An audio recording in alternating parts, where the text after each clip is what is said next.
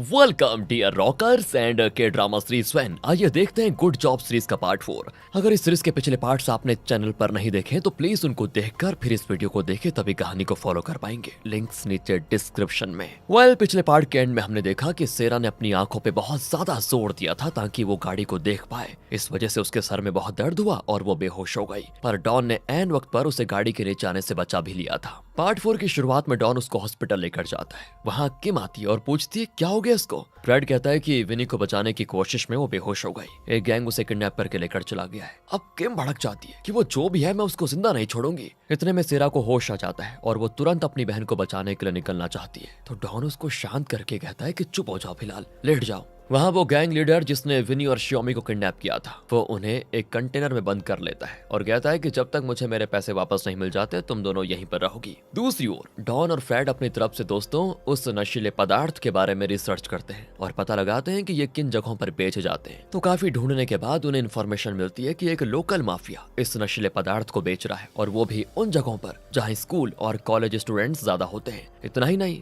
वो उस गैंग के मीटिंग प्लेस का भी पता लगा लेता है। दरअसल टीन टॉनिक नाम से एक फेस्टिवल आयोजित किया जाता है जहां टीनेजर्स को इनवाइट किया जाता है। अब डॉन को ये सुनने के बाद पक्का यकीन है कि वो गैंग वहां पर जरूर आएगा और अपने नशीले पदार्थ बेचने की कोशिश करेगा। तो दोस्तों अब डॉन, सेरा, फ्रेड और किम उस फेस्टिवल में भाग लेने के लिए टीनेज स्टूडेंट्स की तरह वहां पर आ जाते हैं। देख लेना, इन्होंने पक्का कोई दमदार प्लान बनाया होगा, इसकी गारंटी है।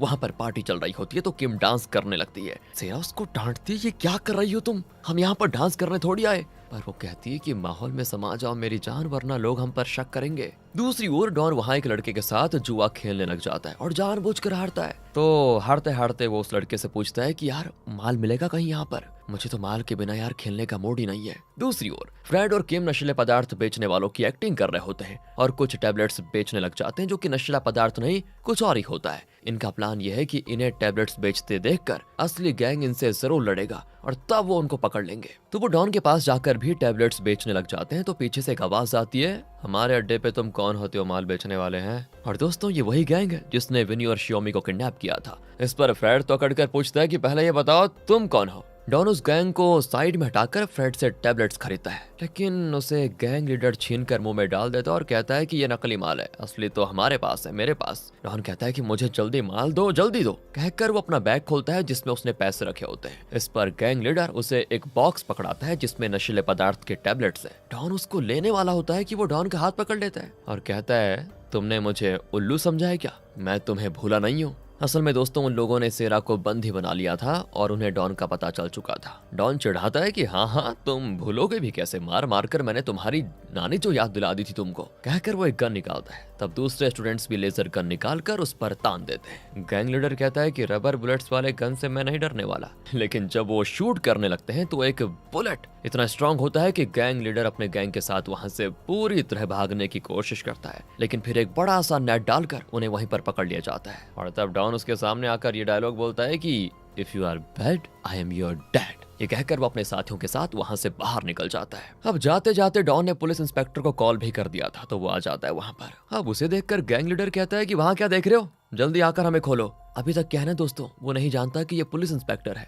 इंस्पेक्टर देखता है कि वहां नशीले पदार्थ है। इतना ही नहीं, यहाँ जो कुछ हुआ डॉन और सेरा ने उसकी वीडियो रिकॉर्ड करके रखी होती है, जिसे उन्होंने ऐसे सेट किया होता है कि डॉन और उसके साथी उसमें नजर ही नहीं आते। तो गैंग लीडर फिर कहता है कि हमें खोल दो वरना मुंह तोड़ दूंगा। इंस्पेक्टर कहता है मुंह तोड़ दोगे, मुंह तो मैं तुम्हारा तोड़ूंगा बेटा, तुम्हारे ससुराल में, जेल में, वहीं लेकर जा रहा हूँ तुम्हें, चलो पुलिस इंस्पेक्टर हूँ मैं, समझे। सुनकर गैंग लीडर चौंक जाता है। यहाँ फ्लैशबैक में दिखाते हैं कि इस टीन टॉनिक फेस्टिवल से पहले इन लोगों ने इस जगह के ओनर से बात की थी कि तुम्हारे पब में स्टूडेंट्स को नशीला पदार्थ बेचा जा रहा है, अगर हमने ये बात पुलिस को बता दी तो तुम्हारी दुकान बंद हो जाएगी और तुम जेल जाओगे, सो अलग। इसीलिए एक दिन के लिए हमें ये जगह भाड़े पे दे दो बस। इस तरह धमका कर दोस्तों इन लोगों ने उस आदमी को अपने काम के लिए मनवा लिया था। अब स्टूडेंट्स भी तो चाहिए थे, तो उसके लिए ये लोग स्टेज आर्टिस्ट्स और ठेले में चीजें बेचने वाले इस तरह के कई जगहों से लड़का लड़कियों को पैसे देकर यहाँ पर लाए होते हैं और सभी को लेजर टॉय गन्स भी देते हैं। इस तरह इन लोगों ने अपना प्लान बहुत ही बढ़िया तरीके से एग्जीक्यूट किया था। फिर वो जाकर विनी और शियोमी को बचा भी लेते हैं। उन्हें हॉस्पिटल में एडमिट किया जाता है और सेरा और किम उनकी बहुत देखभाल करती है। अब डॉन और फ्रेड को तो लगता है कि वाह यार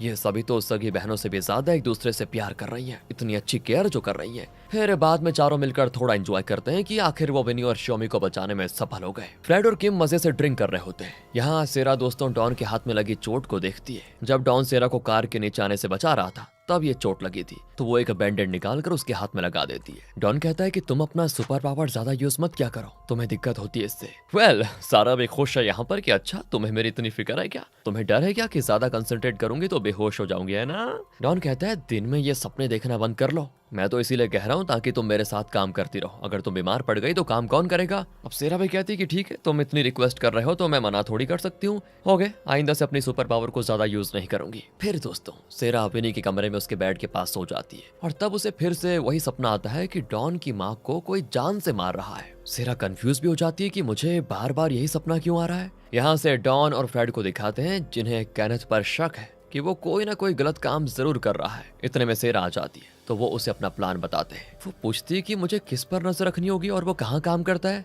तो डॉन एक कंपनी का नाम बताता है तो सेरा कहती है कि ये तो तुम्हारी कंपनी का नाम है। डॉन कहता है कि हाँ मेरी कंपनी के एक आदमी पर तुम्हें नजर रखनी है बस। तो अगले दिन सेरा एकदम प्रोफेशनल गेटअप में डॉन के ऑफिस पहुंच जाती है। यहाँ पुलिस स्टेशन में गैंग लीडर इंस्पेक्टर को बताते हैं कि आपको गलतफहमी हुई है, हमें उन लोगों ने फंसाया है, ये माल हमारा है ही नहीं। इंस्पेक्टर कहता है कि अगर ऐसा है तो क्या तुम उन लोगों को पहचान सकोगे जिन्होंने तुम्हें फंसाया है। ये लोग कहते हैं कि हाँ हाँ जरूर पहचान सकते हैं, क्योंकि दोस्तों इंस्पेक्टर को भी शक है कि उसके अलावा कोई और भी इस केस को इन्वेस्टिगेट कर रहा है, इसीलिए वो गैंग लीडर से ये सवाल कर रहा था। यहाँ से सीधे डॉन के ऑफिस में दिखाते हैं जहाँ केनेथ के सेक्रेटरी के लिए इंटरव्यू चल रहा होता है और इंटरव्यू लेता है डॉन का सेक्रेटरी। सेरा की क्वालिफिकेशन देखकर वो दंग रह जाता है कि इतनी सारी कंपनीज में सेरा ने काम किया है, बताओ बहुत ही बढ़िया। इम्प्रेस होकर वो सेरा को सिलेक्ट कर लेता है और अब सेरा बन गई है केनेथ की सेक्रेटरी। फिर कंपनी की एक और स्टाफ सेरा को उसका काम समझाते हुए कहती है कि तुम जिसकी सेक्रेटरी हो उसका नाम है केनेथ और वो इस कंपनी का चीफ मैनेजर है, जरा गुस्से वाला है, थोड़ा एडजस्ट कर लेना वरना पता नहीं चलेगा नौकरी से निकाल देगा तुम्हें। तो जब सेरा केनेथ की फोटो देखती है तो चौंक जाती है, क्योंकि उसने क्लब में केनेथ के सर पर बर्फ गिरा दी थी। उसी टाइम जब वो सेरा के साथ मिसबिहेव कर रहा था तो वो डॉन को कॉल करके डांटती है कि ये तुमने कहाँ फंसा दिया मुझे। डॉन कहता है कि डरो मत, उस दिन तुम बहुत खूबसूरत लग रही थी और उसने पी भी रखी थी, इसलिए उसको तुम्हारा चेहरा याद नहीं होगा, देख लेना। सेरा भी चिढ़कर कहती है कि भाड़ में जाओ तुम सच में, पर अब आई गई हूँ तो उस केनेथ को भी देख लेती हूँ। सबसे पहले तो सेरा को केनेथ के केबिन में एक सीक्रेट कैमरा फिक्स करना होगा। वो एक स्पीकर के अंदर कैमरे को सेट कर लेती है। इतने में केनेथ आ भी जाता है और पूछता है कि तुम यहाँ पर क्या कर रही हो। सेरा कहती है यहाँ ये धूल जमी हुई थी उसको साफ कर रही थी और कुछ नहीं, मैं आपकी नई सेक्रेटरी हूँ। ठीक है ओके। तो सेरा तुरंत वहां से निकलने की कोशिश करती है लेकिन केनेथ उसे रोक लेता है। अब सेरा की घबराहट शुरू कि कहीं इसको मेरा चेहरा याद तो नहीं आ गया। और वो कहता है कि ये कचरा कौन उठाएगा यहाँ से। हाँ, तब सेरा की जान में जान आती है कि अच्छा हुआ, तो वो कचड़े को बाहर उठाकर जाती है। फिर वो अपने केबिन में आती है। तब एक फीमेल एक्टर का कॉल आता है कि मुझे केनेथ से बात करनी है। वो तुरंत उस कॉल को केनेथ के केबिन में कनेक्ट कर देती है। फिर खुद को बड़ी शाबाशी भी देने लग जाती है कि वाह, पहले दिन एकदम बिजली की तरह फास्ट काम कर रही हूँ मैं। पर तब केनेथ आकर उस पर बरस पड़ता है कि ये क्या है, कोई भी कॉल करेगा और तुम डायरेक्ट मुझ पे कनेक्ट कर दोगी क्या उसको, ऐसा मत करना आइंदा से। सेरा माफी मांगती है और कहती है मैं धीरे धीरे सीख जाऊंगी सर। तो वो सेरा के कंधे पर हाथ रखकर कहता है कोई बात नहीं, पहले दिन होता है, मेरी एक मीटिंग है तो उसके लिए डॉक्यूमेंट्स तैयार करके रखना। सेरा को तो पहले से पता था कि ये आदमी लड़कियों के साथ कैसा बिहेव करता है, पर वो यहाँ पे रिएक्ट नहीं करती। पर मीटिंग में केनेथ सो रहा होता है और तब आ जाता है डॉन। सेरा उसे जगाने के लिए उसके पैर पर अपना सर पटक देती है। तब वो जाग जाता है और आगे पड़ा हुआ कागज उठाकर कुछ पढ़ने लगता है, लेकिन फिर वो रियलाइज करता है ये गलत पेपर है। अब वो सेरा को डांटने लगता है कि तुम्हारी इतनी हिम्मत कि तुमने पेपर्स की अदला बदली कर दी। तभी केनेथ का असिस्टेंट जिसका नाम निक है वो आ जाता है और कहता है कि सर सेरा की गलती नहीं थी, मैंने गलती से वो कागज यहाँ पर रख दिया था। तो अब डॉन केनेथ को डांटता है कि तुम क्या इतने बुद्धू हो कि सामने जो भी मिला पड़े उसको पढ़ लोगे मीटिंग में, काम पे ध्यान दो वरना नौकरी से हाथ धोना पड़ जाएगा। केनेथ अपने केबिन में जाकर निक पर चिल्लाता है कि तुम्हें बीच में बोलने की जरूरत क्या थी। लेकिन यहाँ पर निक सेरा की तरफदारी करते हुए कहता है कि वो बहुत ही रिस्पॉन्सिबल लड़की है सर, जरूर आपके काम आएगी। इनकी बातों से लगता है कि केनेथ निक की बात यहाँ पर मान लेता है। इसका कारण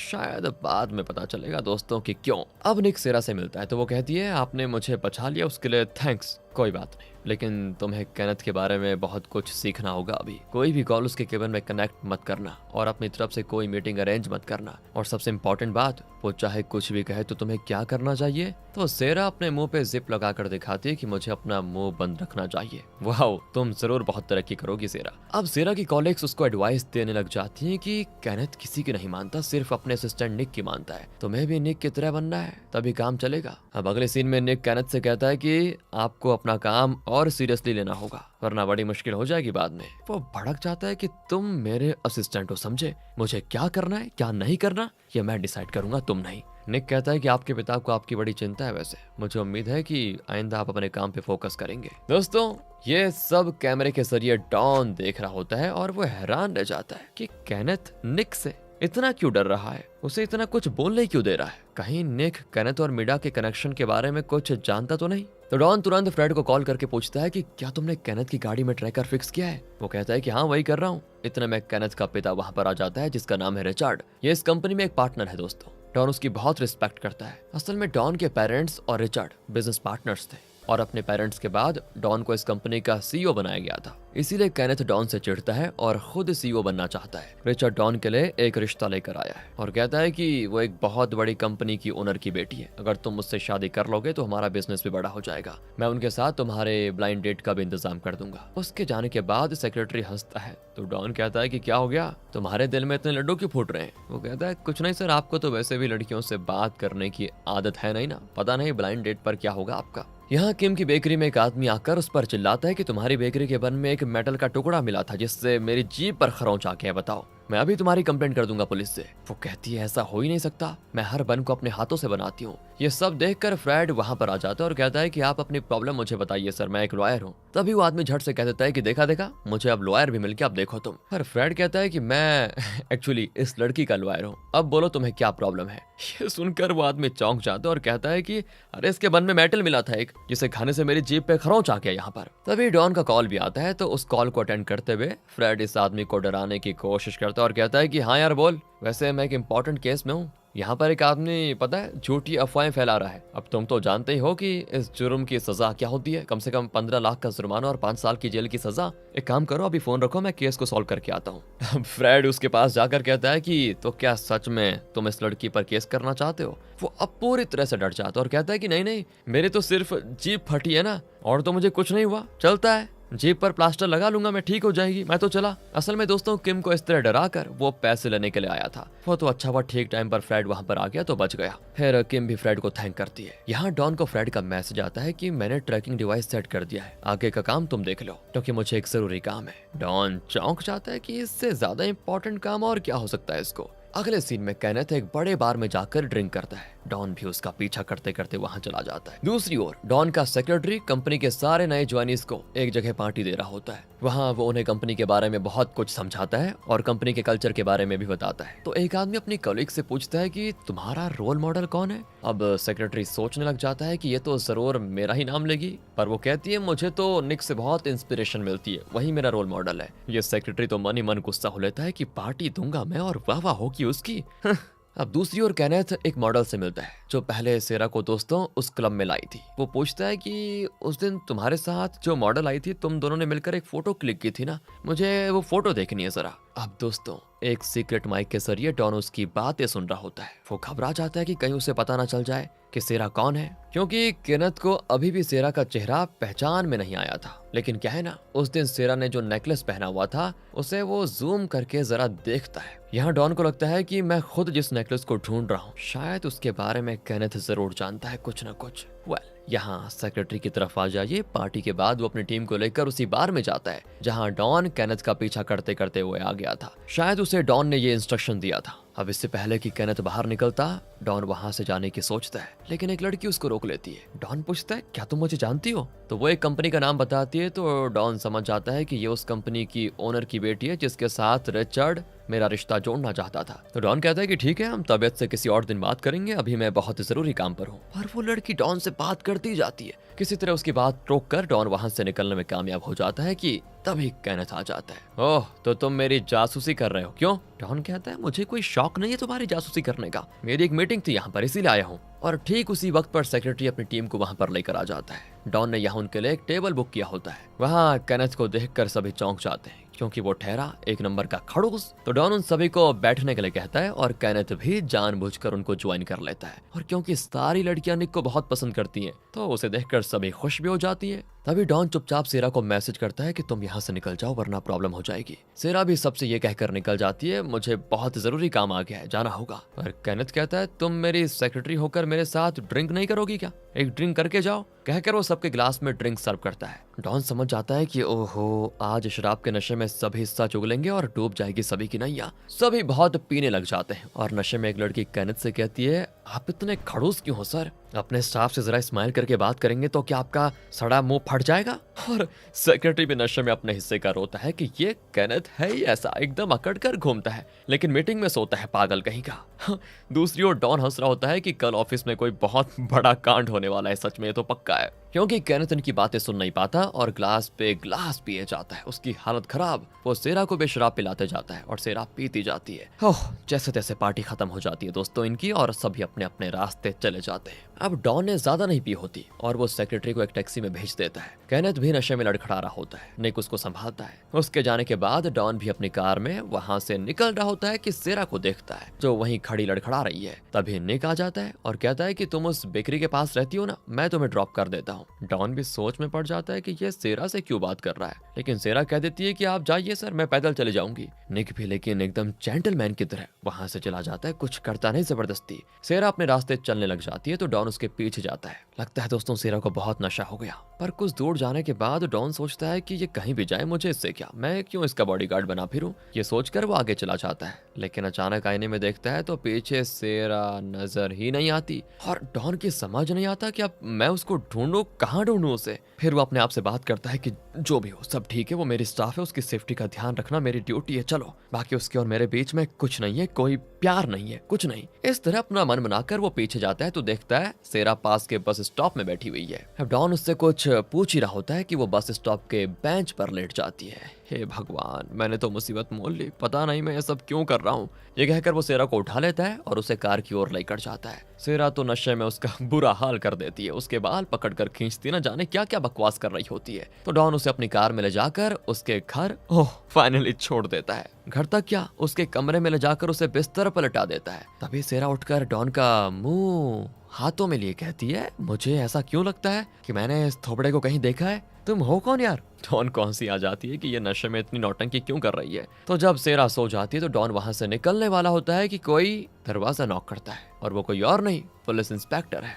सेरा तो नींद में उठकर दरवाजा खोलने जाती है और डॉन माथा पीट लेता है कि ये कहाँ चलती, मेरा भांडा फोड़ेगी क्या। सोचकर वो सेरा को पकड़ लेता है। ओह दोनों बिस्तर पर गिर जाते हैं। सेरा की आंखें खुलती है और इसी के साथ गुड जॉब का पार्ट 4 होता है खत्म। दोस्तों कहानी और भी इंटरेस्टिंग होने वाली है। आगे डॉन क्या करेगा, क्या केनेथ ने सेरा को पहचान लिया और वो नेकलेस कहाँ है जिसे डॉन ढूंढ रहा है, ये सब आगे के पार्ट्स में पता चलेगा, इसीलिए एक भी पार्ट मिस मत कीजिएगा। और ये पार्ट कैसा लगा कमेंट्स में बताइए। मिलते हैं आपसे अगली वीडियो में। स्टोरी अच्छी लग रही हो, एक्सप्लेनेशन में मजा आ रहा हो, लाइक कीजिए, चैनल को सब्सक्राइब, ध्यान रखेगा अपना। Thanks for watching.